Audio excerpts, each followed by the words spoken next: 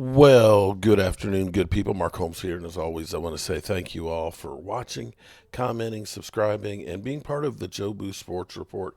Without you guys, as well as you ladies, you know that this literally does not work. Hope everybody's having a great, finally, freaking Friday. We got football on Saturday, football on Sunday, football on Monday, man. We are coming down the home stretch right now.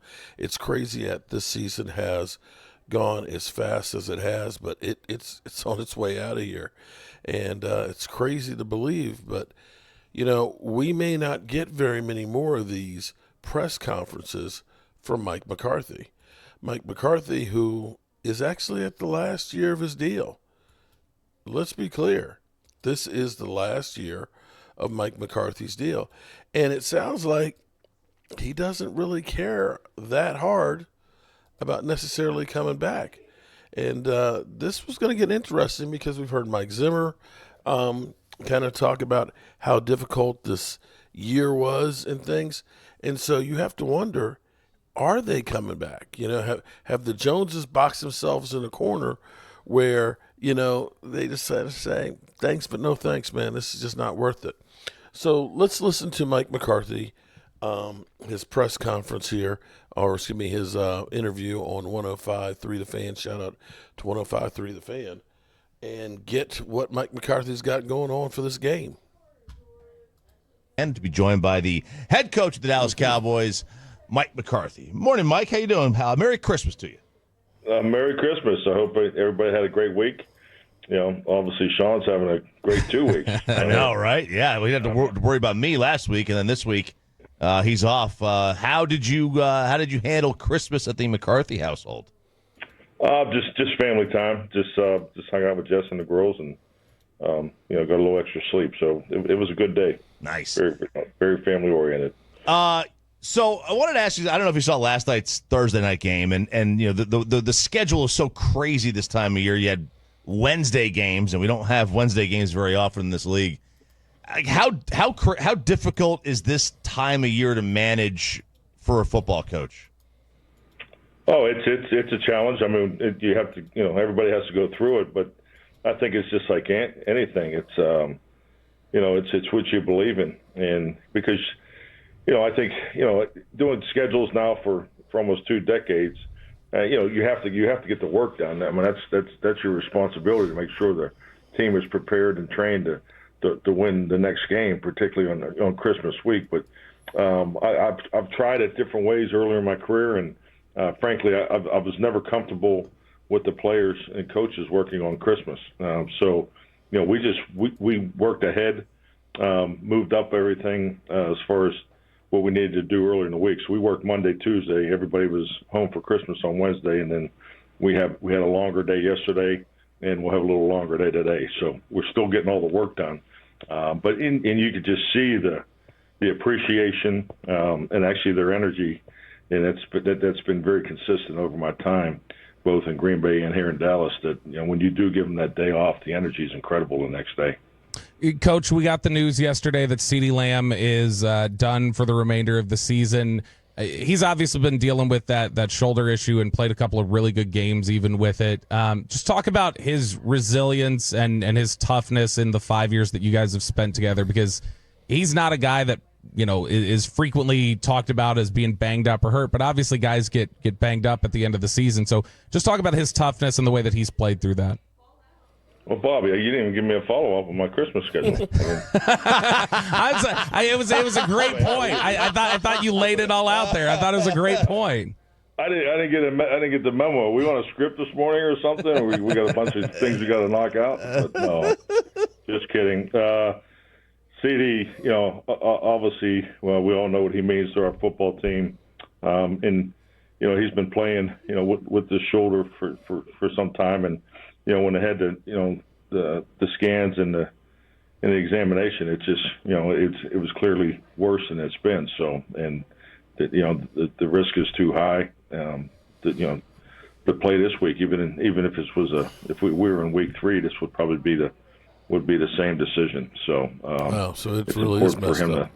to shut it down and start rehabbing. Coach, you talk about that Christmas schedule and just the positive energy. You don't have to go back. No. I'm tying it into my next question. Bobby's got a conscience. Yeah, There you go. you know better than that. Coach, no, but when you talk about guys who need to step up over these last 2 weeks, because obviously you guys are playing now without the playoffs in sight, but guys who you would like to see really step up and take advantage of this opportunity with CeeDee down. Is this something, a good opportunity for Jonathan Mingo or Ryan Flournoy? Or how do you look at the guys who need to step up and show you something here in these final 2 weeks? Yeah, I think clearly you can start with the young players, and I know the veteran players, they want to finish, and you can start on offense. It's some of the things that we've been doing well over the last month, starting with the offensive line. We didn't run the ball, this past week against the Buccaneers, the way we've been running it the 3 weeks prior. So I know that as a unit, the offensive line really wants to have a good day there in Philadelphia, and it'll be a key to the victory too, going into that place too. So, but yeah, you could go right down the line with rookies. I want to see Tyler Guyton, take a step, Cooper Beebe, all those guys. But this is such valuable, work for all these players. I mean, you talk about the preseason being short, and there's nothing like game reps. There's nothing like game reps on the road. So, and there's nothing like game reps that lead to winning. So, I look at all of our guys that just have an opportunity to continue to play and keep playing to win, and it's something that we can build off in the off season. Mike McCarthy joining us here at 105 through the Fan. Just curious, when you're deciding to let a guy play or not when he's got an injury, and it doesn't matter if it's as a head coach or when you were part of other programs early in your career, how much of player input goes into that versus just the training staff? Well, I think at the end of the day, every player is control of it. It's his body, and no one knows your body better than you do. So, and it's not just a conversation for when an injury occurs. It's because this time of year, every player in this league is dealing with things that have accumulated over the course of a season. So, it's an ongoing conversation. There's a reason why they do prehab. Boy, he sounds they don't relaxed. wait till they get hurt to go into rehab. So they're always working on their bodies. I mean, that's why we invest the time in that we do on the stay program on Fridays. It's the reason why these guys spend so much time on their own investing in it. So, yeah, so that conversation, frankly, is ongoing. It's really the state of where they are, and if they can, perform and go out and give us a chance to win as a team, and then they're part of that conversation to play that week. Coach, I went back and tried to look at how many games you've coached where the team was officially eliminated, and it's less than 10. How different has this week felt? Yeah, that's a great question. It's different. It really hit me, driving home after the Buccaneers game because it was such a punch in the gut. Because I was in the locker room when the Philadelphia and Washington game concluded, and so yeah, it's different. I've been fortunate. You're always playing, for a playoff spot this time of year, but Just not this I think it's like anything. It's a time of adversity. It's a time where you're always preparing for change, adjustment, and emphasis, and that's always been the filter for growth that I believe in, and it's kind of put me into that mindset, earlier than normal. How's Cooper Rush played differently that you've seen since the first time you all played Philly?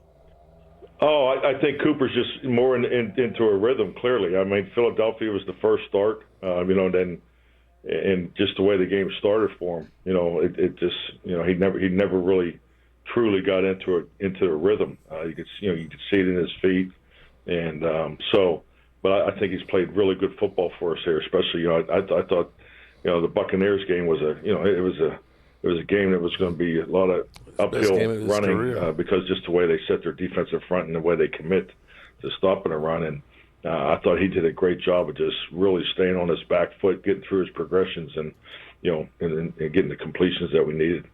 So, Coach, the last 17 games, full season worth that you've had to play with a backup quarterback here, you guys are 12-5. Wow. I know you've said before that Marty Schottenheimer taught you the philosophy of don't think of plays, think of players in terms of making sure the system fits your players rather than players having to fit your scheme or your system or whatever you want to do. Do you think that that's been the overriding philosophy that has gotten you guys to that 12-5 record over those last 17? Is the fact that, hey, this is a system and an offense that anybody can feel comfortable in regardless of when they step in?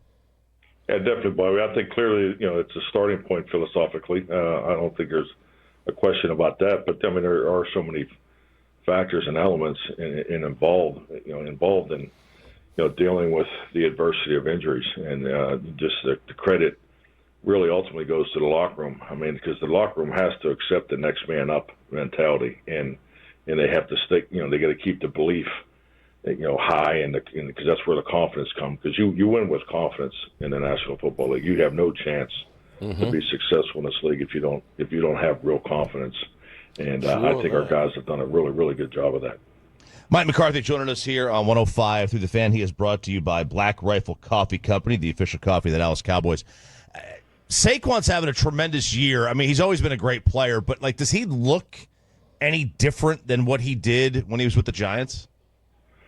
Oh, I would say, physically, he's always been, a gifted player without a doubt. So I would say physically, I wouldn't say he looks any different, but he's more mature. He looks very comfortable in this offense. This offense is built around the run, and he's the featured player, and he's having a great year. I think what I appreciate about the way he plays is the way he hammers it up in there for the 4, 5, 6, 7 yard consistent runs, but you tend to forget this guy can go the distance. He has great breakaway speed, and it's been a huge part of their success. You look at these performances that he has, but it's almost weekly where he's banging a run for 30, 40, 50 yards. So, but yes, this is clearly the best that I've seen him play. But he's always. There's a reason why he was a top draft pick. He's very, very gifted player. He's closing in on the NFL single-season rushing record, Eric Dickerson's record that's stood for 40 years. Is that a point of competitive pride at all for your defense? You think of just hey, we're not going to help contribute to letting this guy break a record. We're not going to be part of this.